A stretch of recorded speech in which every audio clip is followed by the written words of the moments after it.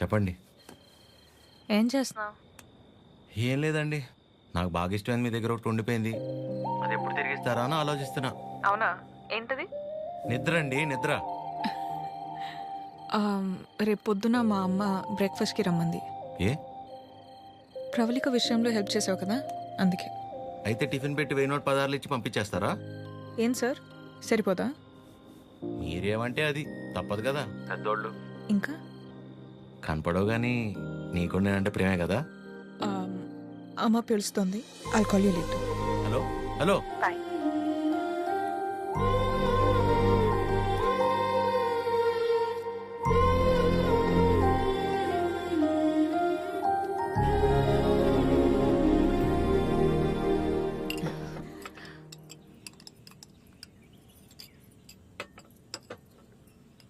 ఏదున్నా ఫ్యాక్టరీలో మాట్లాడి అట్నుంచటే పంపించేస్తాను తప్ప ఇంటిదాకా ఎవరైనా రావటం చాలా రేర్.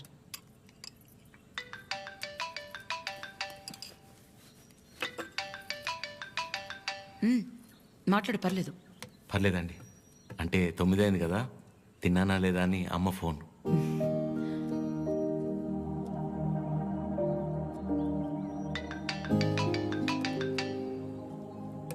పద్మమ్మ సేమ్ తిన్నానా లేదా అని. ఇంట్లో నేను ఒక్కనే మగపిల్లాడిని, అందుకే చిన్నప్పటి నుంచి వాళ్ళకన్నీ నేనే. ఒకసారి రమ్మని చెప్పు మీ ఇంట్లో వాళ్ళని.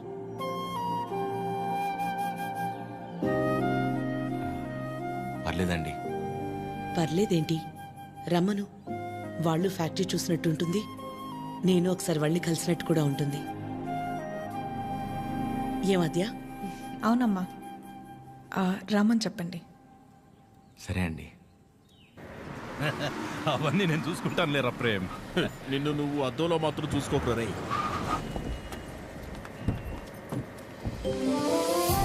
చిరు, ఎలా ఉన్నావురా? బాగుందమ్మా. నువ్వు లేకుండా ఇంట్లో ఏం తోచట్లేదు నాన్న. కాదమ్మా. తింటున్నావా? ఇక్కడంతా బానే ఉందిగా, ఎక్కడ ఉంటున్నావు? షూ. అన్నీ ఇప్పుడే చెప్పాలా, తర్వాత చెప్పచ్చా? సరే సరే, తర్వాత మాట్లాడుకుందాం.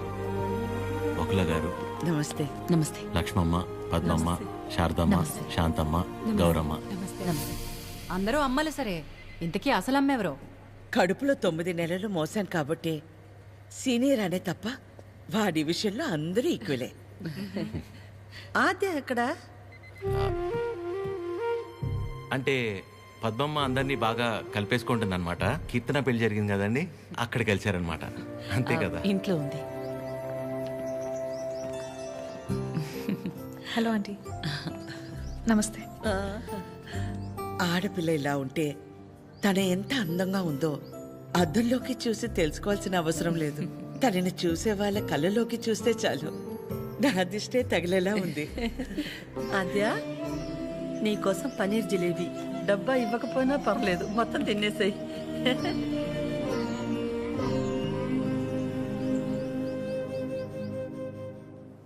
ఏంటి ఆద్య, ఇంకా ఏం ఆలోచిస్తున్నావు? ఆంటీ చిరు వాళ్ళందరితో బాగానే క్లోజ్ అయ్యారు కదా ఆద్య. అదే ప్రాబ్లం ప్రవళిక. అనుమానం ఉండి అబద్ధమని తెలిస్తే కోపంతో పోతుంది, కానీ ఇంత నమ్మాక నిజం కాదంటే తట్టుకోలేదు. అండ్ దాట్ టూ, ఇదంతా తెలిసి నేను సైలెంట్గా ఉన్నానని మా అమ్మకు తెలిస్తే ఎవరున్నా లేకపోయినా నా లైఫ్లో అమ్మ ఉండాలి. ఎవరి ద్వారానో ఈ విషయం ఆంటీకి తెలిసే కంటే నీ అందరూ నువ్వే వెళ్ళి చెప్పడం కరెక్ట్ ఆద్య.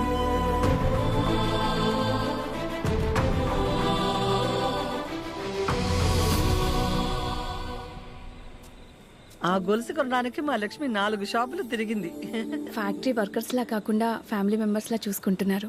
ఇక్కడ పనిచేసే వాళ్ళ పిల్లల చదువులు, వాళ్ళు మంచిళ్లే కాక ఇప్పుడు వాళ్ళందరికీ ఇళ్ళు ఉన్నోళ్ళందరికీ ఇలా ఇవ్వాలన్న ఆలోచన ఉండాలని లేదు కదా భయ్యా. చాలా థ్యాంక్స్ మేడం, మాకెంతో చేస్తున్నారు. మా మేడం చాలా గ్రేట్ భయ్యా.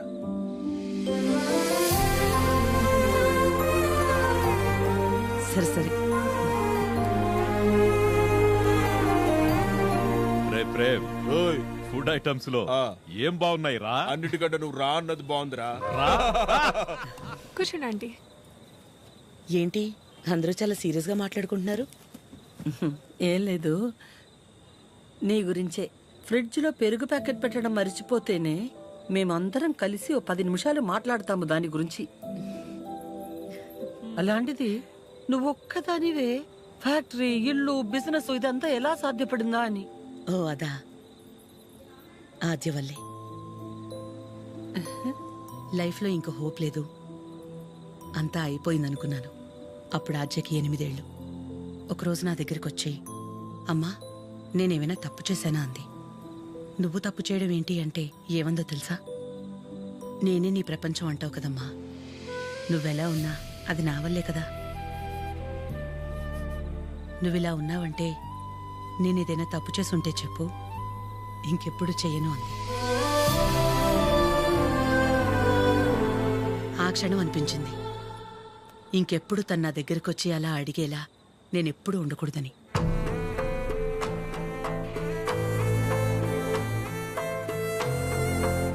అందరిలా నా కూతురు కాదన్న నమ్మకమే నా బలం.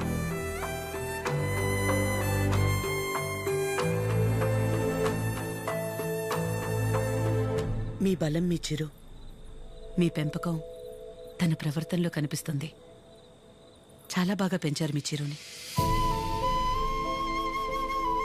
చిరు, ఇంతమంది ఆడవాళ్ల మధ్య పెరగడం నీ అదృష్టం.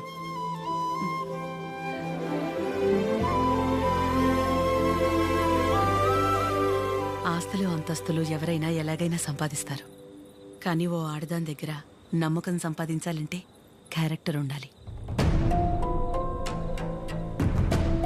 ఎలాంటి పరిస్థితుల్లోనూ ఏ కారణం చేత నీ వల్ల వాళ్ళకి ఏమచ్చా రానివ్వదు.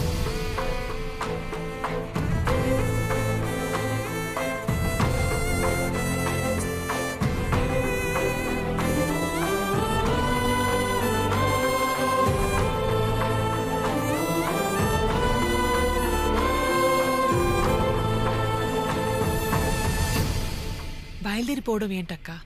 ఒక్కసారి ఇంటికి వెళ్ళాక మాట్లాడుకుందాం. అది కాదక్క. గౌరీ, హాయ్ భయ్యా. నమస్తే అండి. మీరందరూ ఇక్కడుంటే ఆవిడేంటి మేడం గారు ఇంటి వైపు వెళ్తుంది? ఎవరు? మన పద్మం గారు. వకలా, ఈ నవ్వు మీ ముఖం మీద ఎప్పుడు అలాగే ఉంటుందా? మొదట్లో నేను అందరిలాగే ఉండేదాన్ని వకలా. మన కడుపులో ఒకరు పుడితే గాని ఆడదాని జీవితం పరిపూర్ణత చెందదు కదా. పిల్లలు లేరు అనే మాట చెవిలో పడి పడి నెమ్మదిగా నవ్వు అనేదే పోయింది. పోయేదాకా ఇక అంతే అనుకున్నాను. మా చిరంజీవి పుట్టగానే అలాగే తీసుకొచ్చి మొట్టమొదటిగా నా చేతుల్లో పెట్టారు. ఆ క్షణం ఎక్కడి నుంచి వచ్చిందో ఆ నవ్వు అలాగే ఉండిపోయింది. ఈ నవ్వు నాది కాదు, వాడిది.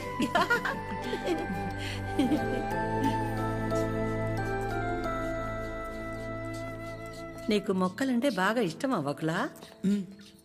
ఈ మొక్కల విషయంలో మాత్రమే ప్రపంచం ఆడా మగానే తేడా చూడదు.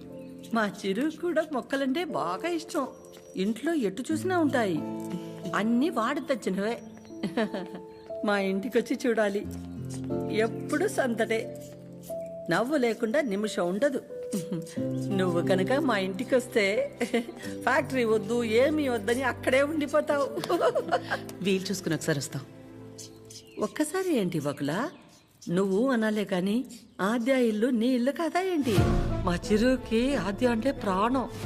ఆద్యకి కూడా మా చిరు అంటే చాలా ఇష్టం.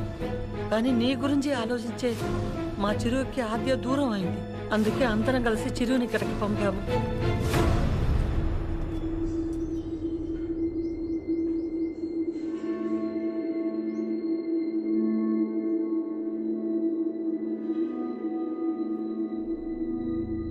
విన్నావుగా వకుల, వాడు వచ్చినప్పుడే చెప్పాను వద్దు, ఏదో తేడాగా ఉంది అని. నా కళ్ళకు అందరూ అలాగే కనపడతారన్నావు. ఇప్పుడు చూడు, నా కళ్ళకు కనిపించింది నిజమైందిగా. సరిత గారు మాట్లాడకు. మీరు ఆడాళ్లేగా. సాటి ఆడదాన్ని మోసం చేయడానికి మనసెలా ఒప్పింది? అసలు నిన్ను తన్నాలే పట్టుకుని. అమ్మా, నువ్వు నోర్మే. ఏంటి అద్యా ఇది? వాళ్ళంటే ముక్కు మొహం తెలియని వాళ్ళు. మీ అమ్మ గురించి పూర్తిగా తెలిసిందానివి నువ్వే ఇలా చేస్తే ఎలా? తనకున్న ఒకే ఒక్క నమ్మకం నువ్వు అందరిలాగానే అనిపించావు కదా. అయినా మిమ్మల్ని అనాలి, ఏం పెంపకమో ఏమో. పెంపకం గురించి ఎందుకండి? ఏ అంత రోషం పొడుచుకొచ్చింది? చేసే ముందుండాలి. ఎందుకు అలా మాట్లాడుతున్నారు? ఇంకా మాట్లాడుతున్నాను, సంతోషించండి. అక్క ఇదంతా మనకు అవసరం, పద వెళ్దాం. ఇంకా నుంచున్నారే, పదండి. సిగ్గుండాలి.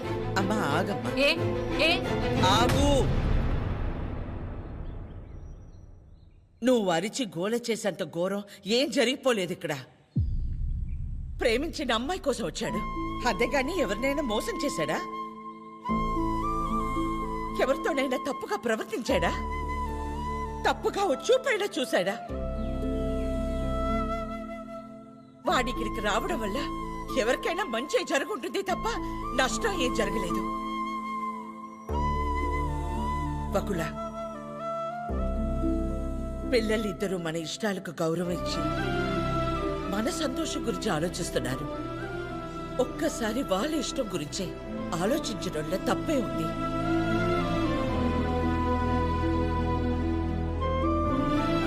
ఎవరి వల్ల వాడి ఇబ్బంది పడితేనే చూడలేను. అలాంటిది వాడు బాధకి ఏమీ కారణం ఉండే నా ప్రాణం తట్టుకోలేదు. ఒకల వయసులో చిన్నదానివైనా చేతిలో జోడించి నీకు నమస్కారం.